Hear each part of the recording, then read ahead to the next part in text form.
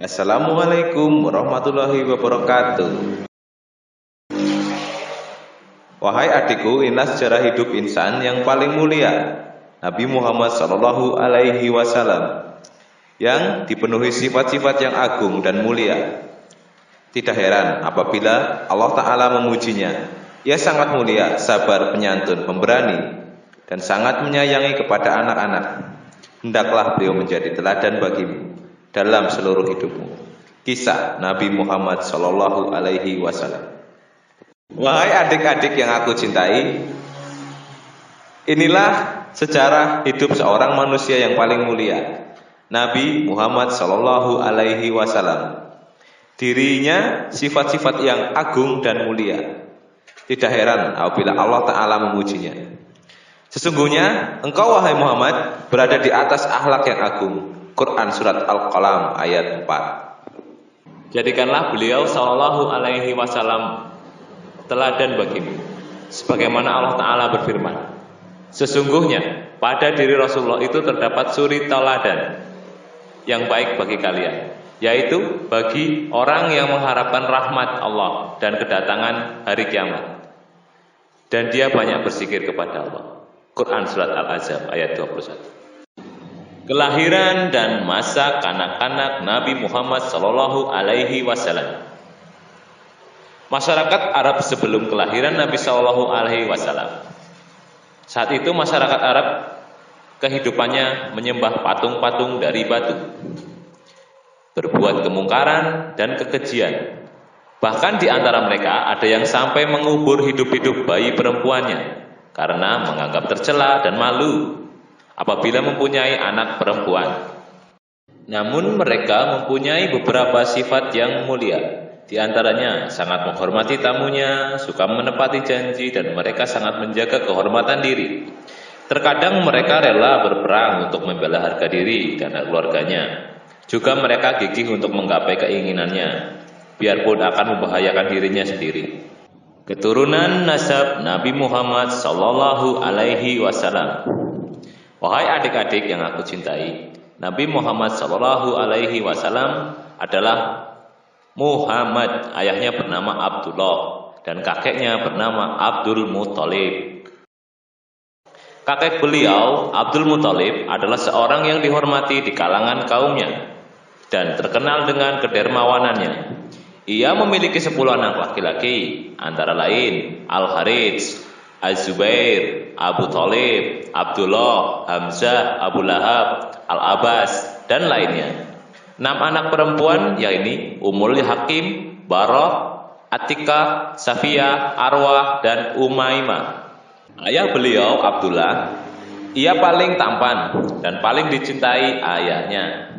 Ia meninggal ketika berumur 25 tahun di Madinah dan dikuburkan di desa An-Nabighah Al-Jadi.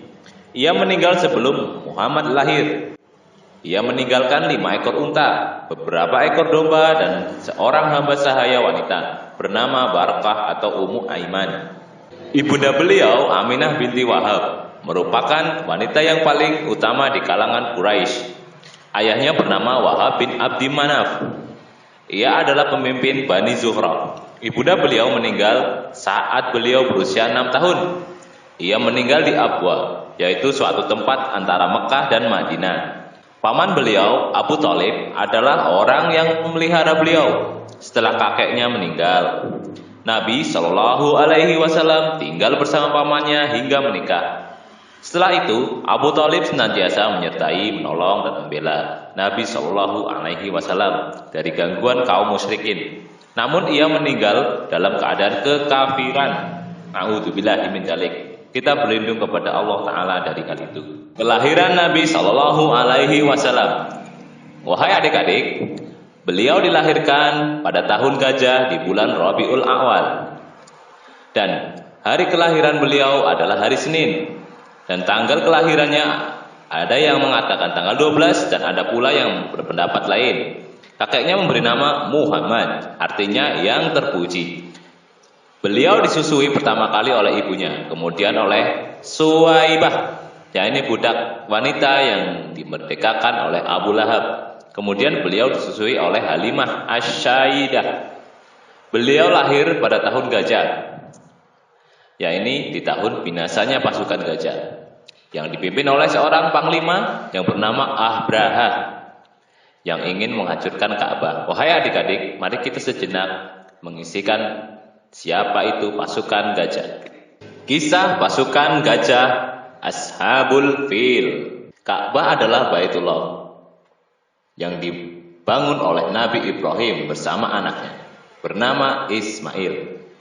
Pada suatu hari, Ka'bah inilah yang ingin diserbu oleh seorang panglima dari Yaman yang bernama Abraha al-Ashram, karena ia iri kepada Ka'bah yang makmur dan banyak orang yang berdatangan dari berbagai tempat, khususnya dari Yaman.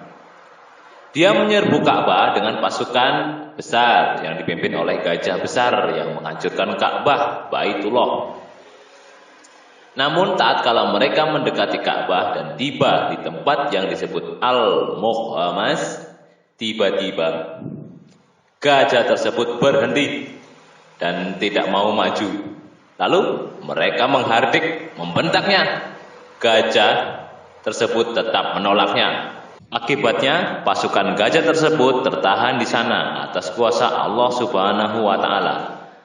Lalu mengirimkan burung yang berbondong-bondong, setiap ekor burung membawa sebuah batu di kakinya. Kemudian dilemparkanlah salah seorang di antara mereka mengenai kepala hingga tembus ke duburnya. Allah Ta'ala berfirman di surat Al-Fil ayat 5. Lalu dia jadikan mereka seperti daun-daun yang dimakan ulat.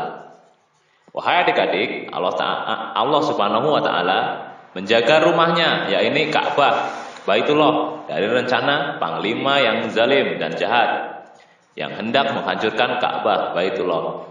Wahai adik-adik, mari kita kembali ke kisah Nabi Muhammad sallallahu alaihi wasallam.